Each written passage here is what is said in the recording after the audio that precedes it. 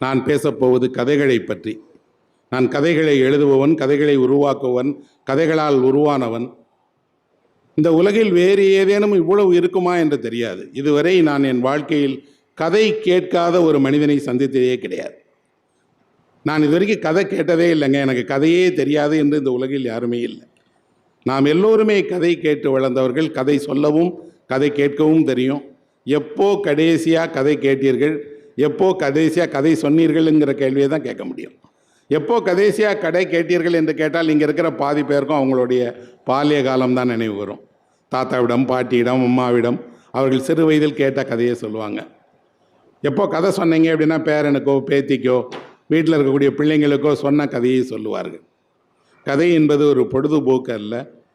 கதை என்பது நம்ம வாழ்வினுடைய ஒரு ஆவணம் என்பதால் கதைகளிடம் கற்போம் அப்படிங்கிற தலைப்பில் நான் உரையாற்றலாம் அப்படின்னு நினைக்கிறேன். நண்பர்களே, ஒரு 6 மாதங்களுக்கு முன்பாக இத்தாலியினுடைய ரோம் நகரத்தில் ஒரு சம்பவம் நடந்தது. அங்கே ஒரு வீடு. அந்த வீட்டில் மாலை நேரம் ஒரு முதியவர் இருக்கிறார். அவர் வீட்டை பூட்டிட்டு வெளியில் போகிறார். ஏதோ பொருள் வாங்குவதற்காக போகிறார். அவர் திரும்பி வருவதற்கு 2-3 மணி நேரம் ஆகும்னு தெரிஞ்சுட்டு அந்த இடைப்பட்ட நேரத்தில் ஒரு திருடன் அவர் வீட்டுக்குள்ளே புகுந்துடான். புகுந்த திருடன் அந்த வீட்டில் இருக்கக்கூடிய விலை உயர்ந்த பொருட்கள் என்னென்னலாம் இருக்கோ அதையெல்லாம் எடுத்து ஒரு பையில் போட்டு திருடிட்டு கிளம்ப போகும்போது அந்த வீட்டில் இருக்கக்கூடிய அலமாரியில் நிறைய புத்தகங்கள் அடுக்கி வைக்கப்பட்டிருக்கதை பார்க்குறான். என்ன புத்தகம் இருக்கிறது என்று அப்படி தற்செயலாக தேடும் போது ஒரு புத்தகத்தினுடைய தலைப்பும் அந்த புத்தகத்தினுடைய அட்டைப்படமும் அவனுக்கு பிடிக்குது. திருடிய பையை பக்கத்தில் வச்சுட்டு அந்த வீட்டு சோஃபாவில் உட்காந்து படிக்க ஆரம்பிச்சிட்டான். யார்? திருட போன திருடன். தன்னை மறந்து அவன் படிச்சுட்டே இருக்கான். 10 நிமிஷம், 20 நிமிஷம், 40 நிமிஷம், 1 மணி நேரம் படிச்சுட்டு இருக்கிறான். அந்த வீட்டு உரிமையாளர் வந்துட்டார். கதவை திறந்தால் உள்ள ஒரு திருடன் பையில் எல்லாத்தையும் திருடிட்டு உட்காந்து புக்கு படிச்சுட்டு இருக்கிறான். அவர் உடனே காவல்துறை அழைத்தார். காவல்துறை வந்தது. அவனை கைது செய்தார்கள். அப்போ அவன் காவல்துறையிடம் ஒரே ஒரு விண்ணப்பம் செய்தான், இதை படித்து முடிச்சுட்டு வரேன், அது வரைக்கும் கைது பண்ணாதீங்க அப்படின்னு.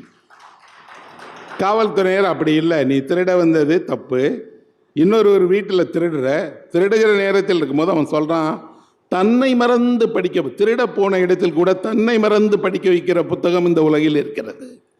நீங்கள் மாட்டிக்கொள்வீர்கள், தண்டிக்கப்படுவீர்கள் என்றாலும் பரவாயில்லை, தன்னை மறந்து படித்தேன் நான், இப்படி புத்தகம் படித்து நீண்ட நாள் ஆகிவிட்டது, போகலான்னு கூட்டிகிட்டு போயிட்டான். மறுநாள் அது செய்தித்தாளில் வெளியானது. இத்தாலியினுடைய எல்லா பத்திரிகைகளிலும் அந்த செய்தி வெளியானது. இந்த திருடன் ஒரு புத்தகத்தை படித்தான் இல்லையா, அந்த புத்தகத்தை எழுதியவருடைய பெயர் ஜியோவனி நுச்சி அப்படிங்கிறவர். அவர் அந்த செய்தியை படித்தார். படித்துட்டு உடனே என்ன செய்தார் என்றால், அந்த திருடன் படிப்பதற்காக ஒரு புத்தகத்தை அவரே சிறைச்சாலைக்கு அனுப்பி வைத்தார். நீங்கள் சிறைச்சாலையில் அமைதியாக உட்கார்ந்து கொண்டு இந்த புத்தகத்தை முழுமையாக படித்து முடியுங்கள், அதற்கு எந்த சட்டமும் தடை செய்யாது என்று அந்த ஜியோவனி நுச்சி ஒரு புத்தகத்தை அனுப்பி வைத்தார்.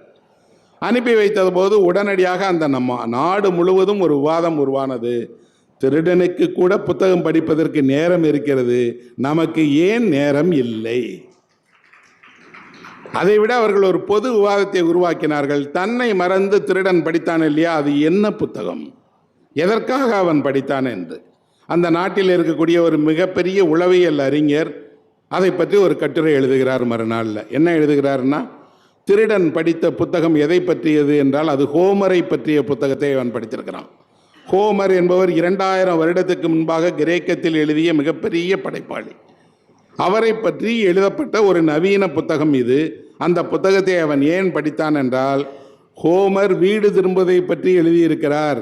திருடன் நீண்ட நாட்களாக தன் குடும்பத்தை பிரிந்து வாழ்வதால் ஹோமரை படிப்பதன் வழியாக வீடு திரும்புவதை படிக்கிறான். இந்த உலகத்தில் எப்போதெல்லாம் வீட்டை பிரிந்து வெளியே இருக்கிறார்களோ அவர்களெல்லாம் வீட்டை பற்றிய நினைப்பை புத்தகத்தின் வழியாகவாது படித்து ஆறுதல் படுத்திக் கொள்ளலான்னு நினைக்கிறாங்க அப்படின்னு சொல்லிட்டு அவர் சொல்றார். அவர் திருடன் அதனால தான் படித்தான் என்று. ஒரு நாடு முழுவதும் ஒரு விவாதம் நடந்தது. என்ன என்றால், தன்னை மறந்து படித்த புத்தகம் என்று நீங்கள் எதை சொல்லுவீர்கள்? நீங்கள் படித்ததில் உங்களுக்கு பிடித்தமான தன்னை மறைந்து படித்தேன்னு சொல்லக்கூடிய புத்தகம் எது என்று சொல்லுங்கள், நாளிதழ்களில் வெளியிடுறோன்னு எல்லா நாளிதழ்களும் முதல் பக்கத்தில் அந்த செய்தியை வெளியிட்டதோடு காவலர்களுக்கு மக்கள் ஒரு கண்டனம் தெரிவித்தார்கள். அந்த திருடனுடைய கோரிக்கையை ஏற்று நீங்கள் புத்தகம் படிக்க அனுமதித்திருக்க வேண்டும், அவனை கைது செய்திருக்க கூடாது. அதற்கு அவர்கள் சொல்லுகிற காரணம் என்ன தெரியுமா? புத்தகம் படிப்பவனை கைது செய்கிறீர்கள், திருடனே அல்ல. ஏன் அப்படின்னா, நிச்சயமாக புத்தகம் படிக்க தெரிந்தவன் திருடனாக இருக்க முடியாது. இன்னொன்று, ஒரு திருடன் இந்த வீட்டில் விலை மதிப்பு மிக்க ஒரு பொருள் என்று இவ்வளவும் எடுத்ததை தாண்டி புத்தகத்தை தான் எடுத்திருக்கிறான். நான் கதையை சொல்லவில்லை நண்பர்களே. நீங்கள் போய் இணையத்தில் இந்த ஜியோவனி நுச்சியினுடைய புத்தகத்தை திருடிய திருடனை பற்றிய கதையை பார்த்தால் அவன் புகைப்படத்தோடு அப்படியே நாளிதழ்களில் எல்லாத்துலேயும் வெளியாயிருக்கு. வெளியானதோடு அந்த செய்திக்கு அப்புறம் அந்த தேசம் முடிவு செய்கிறது என்ன அப்படின்னா, உண்மையில் இப்படியெல்லாம் புத்தகங்கள் பேசப்படவும் விவாதிக்கப்படவும் வேணும் அப்படின்னா நாம் என்னெல்லாம் செய்யணும்? அரசாங்கம் விவாதிக்கிறது, கலாச்சார அமைப்புகள் விவாதிக்கிறது, தொலைக்காட்சி விவாதத்தில் பெரிய பெரிய பெரிய எழுத்தாளர்களை அழைத்து வந்து அவர்கள் சொல்கிறாங்க, இந்த திருடன் இப்படி நடந்துக்கிட்டான் இல்லையா, இதை நீங்கள் திருட்டாக பார்ப்பீர்களா அல்லது அப்படியெல்லாம் திருடி படிக்கலாமா அப்படின்னு. அவர்கள் சொல்கிறாங்க, அவன் படிக்க வேண்டும் என்ற ஆசை எப்படி வந்தது? இப்போது அந்த ஒரு தொலைக்காட்சி நிறுவனம் போய் அந்த வீட்டினுடைய முதியவரை கேட்குறாங்க, உங்கள் வீட்டில் தானே திருடன் புகுந்தான், உங்கள் வீட்டிலேருந்து தானே திருடிட்டு போனான், நீங்கள் என்ன நினைக்கிறீங்கன்னப்போ அவர் சொல்கிறார், நான் படித்து வைத்திருந்த புத்தகத்தை படிப்பதற்கு என்னோடு வேறு யாருமே இல்லை, நல்ல வேளை ஒரு திருடன் என் வீட்டுக்கு வந்தான், அவனாவது இந்த புத்தகத்தை படித்தான். ஏன் அப்படின்னா, இப்போ அடுத்த தொடரை எழுதுகிறாங்க என்ன அப்படின்னா, அந்த முதியவர்களுடைய மகள், அவனுடைய பேரன் பேத்திகள் எல்லாம் அவரை கைவிட்டுட்டு எங்கே போயிட்டாங்க, அவங்க தனியாக வாழ்கிறாங்க. அந்த முதியவர் உண்மையில் தன்னுடைய ஓய்வூதியத்தில் புத்தகங்களை வாங்கி படிச்சுட்டு தானே சமைச்சிக்கிட்டு தானே சில பொருட்களை வைத்துட்டு வாழ்ந்துட்டு இருக்கிறார். அங்கே வந்த திருடன் அவருடைய புத்தகத்தை எடுத்து படித்தது அவருக்கு மகிழ்ச்சி தான். அவர் அதற்காக தண்டிக்காதீங்கிறார். நாம் கதையாக கூட இப்படியெல்லாம் ஒன்றை கற்பனை செய்ய முடியாது. கதையில் யாராவது ஒருவர் இப்படி ஒரு திருடன் போய் ஒரு புத்தகம் படித்தான்னு சொன்னால் எங்கே சார் நடக்கும்னு கேட்பாங்க. ஆனால் நம் காலத்தில் நடக்கிறதோடு ஒரு நாளிதழில் அல்ல, தேசம் முழுவதுமே இதை பற்றி பேசுகிறார்கள். பேசுவதோடு இல்லாமல் புத்தகங்கள் மெய்மறக்க செய்வதற்கு என்ன காரணம்? ஏன் இவ்வளவு புத்தகங்களை தேடுறாங்க, படிக்கிறாங்க? இவ்வளவு 48 வருடங்களாக இந்த கண்காட்சி நடக்கிறது. என் தந்தையுடைய காலத்தில் இருந்து இங்கே புத்தகங்களை வாங்குறாங்க எல்லாரும் இவ்வளவு அரங்குகள் அமைத்து இவ்வளவு பேர் வந்து நாம் புத்தகங்களை நேசிக்கிறோம் என்றால் புத்தகத்தின் மீது அப்படி என்னதான் ஈர்ப்பு இருக்கிறது? இந்த உலகம் தராத எதை உங்களுக்கு இந்த புத்தகமோ கதைகளோ இலக்கியமோ தந்து விடுகிறது என்றால், உண்மையில் இந்த உலகம் எதையெல்லாம் உங்களுக்கு தரவில்லையோ அத்தனையும் உங்களுக்கு வழங்குகிற ஒரே வழி புத்தகம் மட்டும்தான் நண்பர்களே.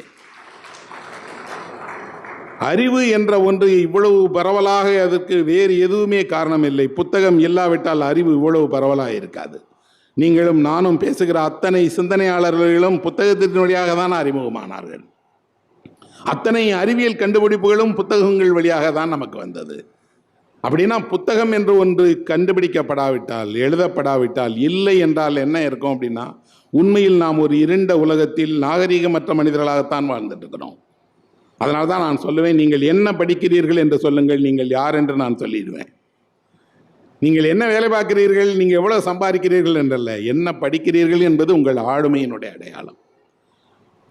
தமிழில் மிகச்சிறந்த கதைகள் எழுதப்பட்டிருக்கிறது. இந்த 100 வருடத்தினுடைய தமிழ் சிறுகதையினுடைய வரலாறை பார்த்தால் அவ்வளவு சிறந்த படைப்பாளிகள் எழுதியிருக்கிறாங்க. அதே போல நாவல்களா, கட்டுரைகளா, இலக்கியம் சார்ந்த புத்தகங்களா, எண்ணிக்கையற்ற ஒரு 2000 வருட தமிழ் மரபில் வரக்கூடிய எழுத்தில் நவீன இலக்கியம் என்ற ஒரு தனி பிரிவு, அதில் அவ்வளவு சிறந்த படைப்பாளிகள் இருக்கிறாங்க. அதையெல்லாம் தாண்டி இந்தியாவினுடைய எல்லா மொழிகளிலும் இருந்தும் தமிழுக்கு புத்தகங்கள் வருது, மொழிபெயர்த்து கொடுக்குறாங்க. உலகில் அதிகமான புத்தகங்கள் தமிழில் மொழிபெயர்க்கப்பட்டு உடனே படிக்கிறாங்க. தமிழ் மக்களுக்கு ஒரு மனது இருக்கிறது. எங்கே சிறந்த படைப்புகள் இருந்தாலும், அது எந்த தேசத்தினுடைய நாவலாக இருந்தாலும், யார் எழுதிய கதையாக இருந்தாலும், சிறந்ததாக இருந்தால் வாங்கி படித்து கொண்டாடி தன் வீட்டு அலமாரியில் வைத்து தன் பிள்ளைகளை படிக்க சொல்லி அவர்களுக்கு அந்த புத்தகங்களுடைய பெருமையை எடுத்து சொல்லுகிறார்கள். கேரளாவில் ஒரு பெண் எழுத்தாளர் இருந்தார். அவர் பேர் கமலாதாஸ் என்று. அவர் மாதவி குட்டி அப்படிங்கிற பேரில் எழுதினார். ஆங்கிலத்தில் கமலாதாஸ் என்கிற பேரில் எழுதினார். மிகச்சிறந்த ஒரு எழுத்தாளர். அவர் கவிஞர், சிறுகதை ஆசிரியர். அவர் ஒரு மிகப்பெரிய இலக்கிய பாரம்பரியமிக்க குடும்பத்தை சேர்ந்தவர்.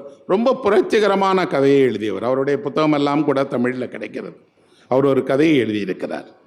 கடலோரத்தில் ஒரு வீடு என்பது அந்த கதையினுடைய தலைப்பு. அது என்ன கடலோரத்தில் ஒரு வீடு? யாரை பற்றிய கதை? கதை கேரளாவில் நடக்கிறது, ஒரு கடற்கரை பகுதியில் நடக்கிறது. ஆனால் அந்த கதையில் இடம்பெற்றிருக்கக்கூடியவர்கள் இருவர். ஒரு கணவன் மனைவி 2 பேருமே தமிழர்கள். இங்கே இருந்து பிழைப்பதற்காக தமிழ்நாட்டிலிருந்து கேரளாவுக்கு போய் வேலை கிடைக்காமல் கிடைக்கிற வேலையை பார்த்து கொண்டு வீடு இல்லாமல் வசதி இல்லாமல் எந்த அடிப்படை தேவைகளையும் பூர்த்தி செய்ய முடியாமல் வாழுகிற ஆறுமுகம் அப்படிங்கிறவரையும் அவர் மனைவியையும் பற்றியதான் அந்த கதை. அவர்களுக்கு கூலி வேலைக்குத்தான் அழைச்சிட்டு போனாங்க. அந்த அழைச்சிட்டு போனவன் விட்டுட்டான். அவர்களுக்கு அந்த ஊரில் தான் வாழ வேண்டிய நெருக்கடி. 2 பேருமே கிடைக்கிற வேலையெல்லாம் செய்கிறாங்க. உணவகத்தில் மீந்து போன உணவு கொடுத்தால் அதை வாங்கி கொண்டு போய் சாப்பிட்றாங்க. அவர்களுக்கு குடியிருக்க வீடு இல்லை, அவர்களுக்கென்ற முகவரி இல்லை. ஆனால் அந்த கணவனும் மனைவியும் எப்படியாவது அங்கே போய் வாழ்ந்து பிழைத்து கொஞ்சம் மேம்பற்றலாமேங்கிறதுக்காக அந்த ஊர் கடற்கரையில் இடிந்து கிடக்கிற ஒரு வீட்டில் குடியிருக்கிறாங்க. அந்த இடிந்து கிடக்கிற வீட்டில் இருந்துட்டு கிடைத்த உணவை அவர்களாக சமைத்து சாப்பிட்டு அங்கே அவங்க நாட்களை போய்கிட்டு இருக்கும்போது ஒரு நாள் இரவு ஒரு பிச்சைக்காரன் அவர்களை பார்க்கறதுக்காக வரான். வந்த பிச்சைக்காரன் அவர்களை சொல்கிறான், நான் தினமும் பார்ப்பேன், சாலை ஓரத்தில் தான் நானும் பிச்சை எடுத்துகிட்டு இருக்கேன், பார்ப்பேன், நீங்கள் கஷ்டப்பட்டு வேலை பார்க்குறீங்க, ஆனால் உங்கள் வீட்டில் பார்க்கும்போது இரவு எல்லாம் நீங்கள் 2 பேரும் பக்கத்தில் உட்காந்துட்டு இருக்கிறதும், ஒரு நெருப்பின் முன்னாடி குளிர் காய்வதும், இன்னும் சொல்லப்போனால் அந்யோன்யமாக பேசி சிரிப்பதும் எனக்கு கேட்கும். நான் அதனால் உங்களை பார்க்கலாமான்னு வந்தேன்னொடனே அவனை உட்கார சொல்லி அந்த பெண்மணி என்ன செய்கிறா, சாப்பிட்டீங்களா, சாப்பாடு போடவா அப்படின்னு கேட்குறாங்க. அவர் சொல்லுகிறார், உங்களிடம் எதுவுமே இல்லை, ஆனால் வந்தவருக்கு உணவளிக்கலாமே என்ற மனது இருக்கிறது, நான் சாப்பிடலை, போடுங்க சாப்பிட்றேங்கிறாங்க. போடுங்க என்றால் அந்த அம்மா தட்டில் மீதமாக இருந்த உணவை எல்லாத்தையும் எடுத்து போதும் போதும் என்ற அளவுக்கு வைக்கிறாங்க. அவன் சொல்கிறான், இவ்வளவு பரிமாறுகிற உங்களுடைய மனதை பார்த்தாலே தெரிகிறது நீங்கள் நல்ல குடும்பத்தை சேர்ந்தவர், ஏராளமான பேருக்கு உணவளித்திருக்கிறீர்கள், இன்றைக்கு தான் இப்படி இருக்கீங்கன்னு தெரியுது, இல்லைன்னா அந்த கை இப்படி வராது வைக்கிறதுக்கு, எவ்வளவு அள்ளி அள்ளி வைக்கிறீங்க, நீங்கள் அன்னலட்சுமி தாம்மான்னு சொல்லிகிட்டே அவன் சாப்பிட்றான். சாப்பிடும்போது அந்த அம்மா கேட்குறாங்க, ஏன் கஷ்டப்படுறீங்க, இப்படி பிச்சை எடுத்து வாழ்கிறீங்களே, வேலையெல்லாம் பார்க்கலாமேன்னு. அவன் சொல்கிறான், நான் பிச்சையெல்லாம் எடுக்கலாமா, நான் பாட்டு பாடுறவன், சங்கீதம் கற்றுக்கிட்டவன், சங்கீதம் தெரியும், நான் ஏதோ ரோட்டில் ஓரத்தில் உட்காந்து பாட்டு பாடுறேன், அந்த பாட்டை கேட்டு யாராவது காசு போட்டு போகிறாங்க. அந்த அம்மா உடனே கேட்குறாங்க, சங்கீதம்லாம் எவ்வளோ நல்ல விஷயம், என் சின்ன வயது முழுவதுமே நாங்கள் ஒரு பாகவதர் வீட்டுக்கு பக்கத்தில் இருந்தோம், காலையில் அவங்க வீட்டில் கீர்த்தனைகள் பாடுவாங்க, பிள்ளைங்க பாட்டு கற்றுக்கிடுவாங்க. ஒரு மனிதன் காலையில் தூங்கி எழுந்தவுடனே சங்கீதம் கேட்பது என்பது எவ்வளோ மகத்தான விஷயம், எனக்கு என் சின்ன வயசு முழுக்க கிடைச்சது, இப்போ எல்லாம் பாட்டு கேட்கவே இல்லை, நீங்கள் ஒரு பாட்டு பாடுவீங்களான்னு கேட்குறேன். யாரும் இதுவரைக்கும் சாலையில் இருக்கக்கூடிய பிச்சைக்காரனிடம் இப்படியெல்லாம் ஒரு கோரிக்கை வைத்து நீங்கள் ஒரு பாட்டு பாடுங்கன்னு கேட்போமா என்ன? ரயிலில் பார்க்குறோம், பொது இடங்களில் பார்க்குறோம், யாரும் கேட்கறது இல்லை. இன்னும் சொல்லப்போனால் அவர்கள் என்ன பாடுகிறார்கள் என்று கூட நம்ம கேட்க மாட்டோம். காசை வீசி எறிந்தால் நம்ம வேலை முடிஞ்சு போயிடுச்சுன்னு நினைக்கிறோம். இந்த அம்மா கேட்ட உடனே அவன் சொல்கிறான், பாட்டு என்கிட்ட பாட கேட்குறீங்களா அப்படின்னு. பாடுங்களேன் அப்படிங்கிறாங்க. அவன் சாப்பிட்டு முடிச்சு உட்கார்ந்து அவனுக்கு விருப்பமான ஒரு பாடலை பாடுறான். பாடினா அவன் அம்மா அப்படி கேட்குறாங்க. கேட்டுட்டு சொல்கிறாங்க, ரொம்ப நல்லா பாடினீங்க, எவ்வளோ இனிமையாக இருக்குது இந்த பாட்டு, இப்படியெல்லாம் பாட்டு எங்களுக்காக யாரும் பாடி கேட்குறதுக்கு யாருமே இல்லை, நீங்கள் எப்போவாவது வேலை இருந்தால் இங்கே வரலாம் சாப்பிடலான்னப்போ அவன் சொல்கிறான், இல்லை இன்றைக்கு ஏன் வந்தேன் என்றால் இந்த ஊரை விட்டு போகிறேன், இந்த ஊரை விட்டு போவதற்கு முன்னால் இந்த ஊரிலிருந்து யாராவது ஒருத்தரை பார்த்து சொல்லிட்டு போனுங்கும் போது உங்கள்கிட்ட சொல்லிட்டு போகலான்னு தோணுச்சு, உங்களிடம் வந்தேன்னு சொல்கிறான். அந்த அம்மா சொல்கிறாங்க, உங்கள்கிட்ட ஒன்றும் இல்லாமல் வெறுமனா போகிறீங்க, ஏதாவது கொடுக்கணுமே என்று குளிருக்காக அவர்கள் வைத்திருந்த ஒரு கம்பிளியை எடுத்து அவர்கிட்ட கொடுக்குறாங்க. இதை வச்சுக்கோங்க, போர்த்திக்கோங்க, போகிற இடத்தில் குளிர் தெரியாமல் இருக்கட்டும் அப்படின்னு. அவன் வாங்கிட்டு நன்றி தெரிவிச்சுட்டு போயிடுறான்.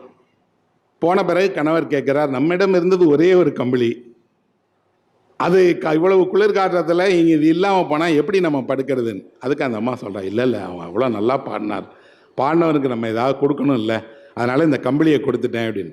உண்மையில் அதுதான் காரணமானா அந்த அம்மா சொல்கிறா, இல்லை அவன் சங்கீதத்தை ஞாபகப்படுத்திட்டான், நாம் எல்லோர் மனதிலும் ஒரு சங்கீதம் மறைந்திருக்கிறது, அந்த சங்கீதத்தை யார் நினைவுபடுத்தினாலும் அந்த நினைவுபடுத்துவதற்கு ஏதாவது கொடுக்கத்தானே செய்யணும், அதனால் என்னால் முடிந்தது அந்த கம்பிளியை கொடுத்தேன் அப்படிங்கிற.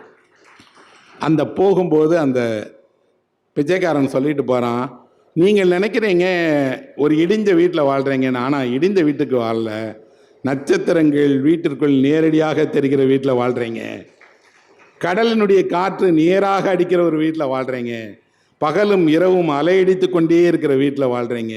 இப்படி ஒரு வாழ்க்கை அதிர்ஷ்டம், அந்த அதிர்ஷ்டம் எல்லாருக்கும் கிடைக்காது, உலகம் தெரிந்து கொள்ளாவிட்டால் பரவாயில்ல, நீங்கள் அதிர்ஷ்டசாலிகள் தான் சொல்லிட்டு போகிறான். கிட்டத்தட்ட இந்த கதையை நான் என்னுடைய கல்லூரி நாட்களில் படித்தேன், இன்னைக்கு படிக்கலை.